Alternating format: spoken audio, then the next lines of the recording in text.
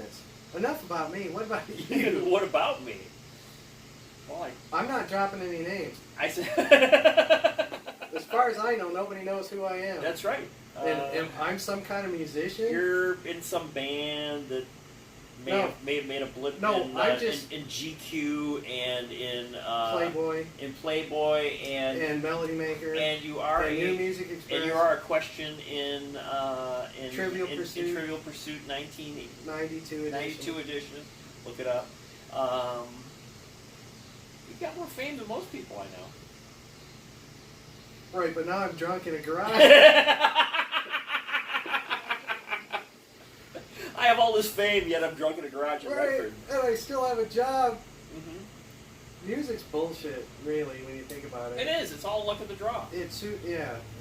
I mean, we have some friends of ours who were neck and neck with the Goo Goo Dolls, and then the Goo Goo Dolls outspent them, and then so the record company decided, well, to get our money back, we've got to promote the Goo Goo Dolls. I used to open for the Goo Goo Dolls. Mm-hmm.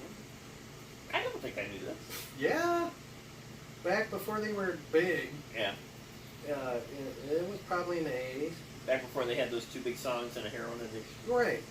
Well, it's so funny because it was just enough fringe activity to where, like, we met all these people that seemed big to me, but maybe they're not big to everybody. You know, We've had this discussion before. Like, you know, it's not like Led Zeppelin big. But like to us, Big Sandy and like the Cramps are huge bands. Yeah. But if you looked at how much they actually sold and how much money they made, maybe it's not so much. as much as you would think. Right. But I mean, well, yeah, because we did. I'm trying to think of all the weird people we've. Like I've done shows with Devo and Missing Persons and Question Mark and the Mysterians. Who was that guy when you did that gig at University of Windsor? It was Chris Houston and Forgotten Rebels. Yeah, those guys. And who else? Mostly pointless stuff. But the Missing Person show, that was at the Falcon Club. The Falcon. Yeah. Fear. Leaving and yeah. And then but not like I know them, but I tried to make an attempt to know them. Like I remember the Missing Person show. Forcing them to speak to me. And Dale Bozio is virtually this tall. Yeah, she's like little 4'12". Yeah. 4'12". Right. On a good day. Yeah, and right, and we had to share a dressing room with them, and I don't know if she just treats everybody like this, or thought I was an employee, or what. Well, you might have been dressed as a janitor, like she sometimes. She had me fetching her drinks, and I don't know why, but I was just like, okay. Right away, Miss Bozio. Yeah. And she didn't care. That's a beautiful story. And then, again, a lot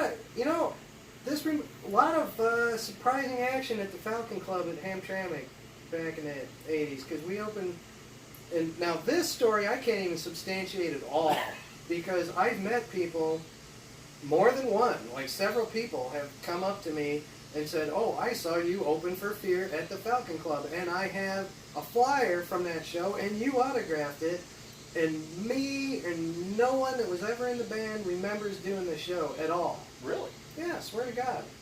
I have no recollection of it at all. So... Of opening for Fear at all, or opening for Fear at the Falcon Club? I remember opening for Fear at the Ritz in New York City, but I do not ever remember doing a show with Fear at the Falcon Club in Hamtramck. So if that ever happened, or if anybody was there... It could have been somebody misremembered. Although... No, but I mean, between the Ritz in New York City and the Falcon Club, that's kind of a big mistake. I don't know. It's not important. Do you remember who you played with when you played CBGB's in New York? We played there so many times, I couldn't say. I mean, we played there probably 12 or 14 different times. So I got that one recording of Elvis Hitler live at CBGB's, which is pretty good. Yeah. I can't remember necessarily anybody of any notoriety, really. Yeah, when I was there with Junk Monkeys, I remember there was a cool little ice cream place and record store that they had next door. But Hilly wasn't there. Oh. Like nobody, I never met anybody. Like I always loved it because Hilly was there all the time when we were there, and Yeah. I talked to him. I talked to his son Dana, and there was this woman who booked the shows, and pretty much ran the Was place. that Hilly's sister? Maybe? No. It was, I can't think of her name right now, and I'm surprised because she was great. But I was really super. I don't know, what's the word I'm looking for? Obsequious. Or, maybe a little bit smitten with her, maybe. I don't know, but I was just like, and she made sure that we were always super well taken care of. And that's all right. We'd be on a deal with there'd be 7 bands or something crazy, and we'd get half the money. Wow. We'd get this fat wad of money, and all these other people were getting $50 or $100. And we'd walk out of there with a bunch of money. And I thought, well, I'll think of her name eventually. When I was there, I couldn't believe how small it was and how incredibly nasty it was. I mean, way beyond Hamtramck. Oh, horrifying. Paychecks or anything like that. Right. Yeah. It'd be more like playing in Paycheck's basement. Well, if you ever used the bathroom at CBGB's, it was even worse than Paycheck's. Yeah. Wait, Paycheck's basement? Have you been down in Paycheck's basement? It was kind of where I've never been in Paycheck's. Paycheck's Lily's basement wasn't that horrible. I was down there once, but Paycheck's basement was kind of like where the bands, if you wanted to, you could go down there. But I don't know. That's the thing. Most places, if a dressing room would be a luxury. Never get a dressing room. No roadies. No nothing. And 33 years in now, I don't think I'm going to be an overnight sensation. 33. And get a dressing room and only green M&Ms and all that stuff. Or make a bunch of money. I don't think it happens. I think it happens to I think it's like pro basketball players or something. I think it's 1% of the good bands in the world actually get to that level.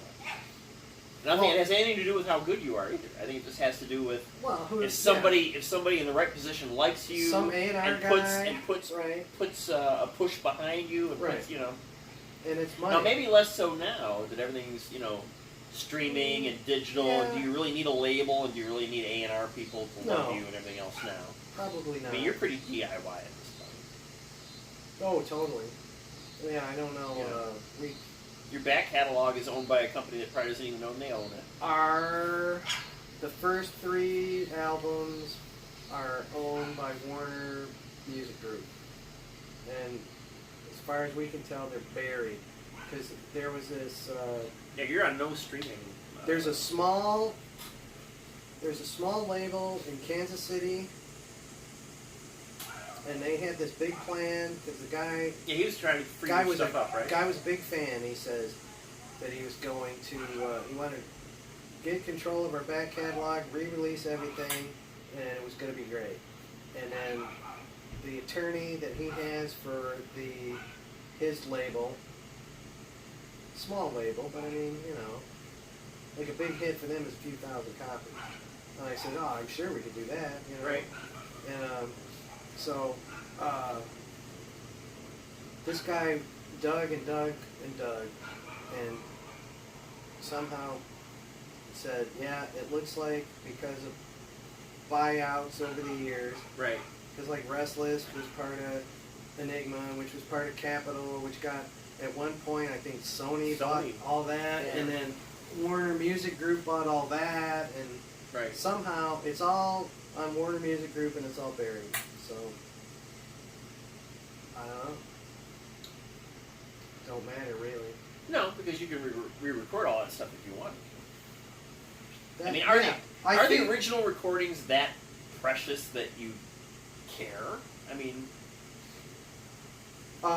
you still own the songs. You can re-record them at will. I think that Your I band think that's the trick. Your band is probably More of a juggernaut now than it was. If we at that recorded, you can re-record new versions of them. right, and not have to worry about. Well, I mean, we signed away part of the publishing rights. Somebody gets. It's like I get all the lyrics, publishing, but somebody gets 25% of it. You know, Restless Records was getting 25%. Right. But we always gave. But they don't even. Right. But that's the thing. Somebody gets something. We don't. Right. We're currently owed like $20. You know, from BMI. Right. Yeah, you said before your royalty checks. Yeah, it'll be like 50. I haven't gotten a royalty check, and I can't even remember the last time. It's got to be up to a certain point before they cut you won't a check. They won't cut you a check until it gets up to $100, and we're at like $20 in royalties, and it took years to get to $20. So I figured I'll be 85 years old. Well, downfall now is everybody streams everything, right. including me. And the streaming royalties are even tinier. Yeah, right. Than It's the old ones. So we got somebody put. So you're not going to make it. You're not going to make any money off. Somebody put a song on YouTube and it's got like way over 1 million hits. But I don't see. Yeah. You gonna do this, bitches? I don't see how you get money off of it. I don't think you do. Well, YouTube, if it's your site and you get hits off of it, you can actually monetize it. All right. Are you bored yet? Which is why we're doing this. Now we're going to go eat pizza. So thanks for tuning in. Maybe. Assuming anybody can hear anything we said. It'll which I don't take know. 2 or 3 seasons to really find